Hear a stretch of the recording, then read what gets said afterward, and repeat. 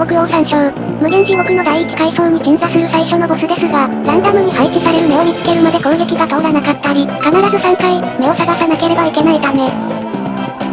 非常にだるいです。図鑑説明では、地獄を住処とする巨大な山椒魚の妖怪。真っ赤な目玉で睨まれたものはカエルのように身がすくむという。あとは、その大きな口で飲み込まれるのを待つだけだ。とされており、結構な化け物であることがわかります。HP 派無限地獄のボスの中で最も低いですが、それを感じさせない、目以外の攻撃の無効化がすごいですね。最初のボスの癖に強いので、下手したらノーダメで倒せるお登りプロトンを見習ってほしいものです。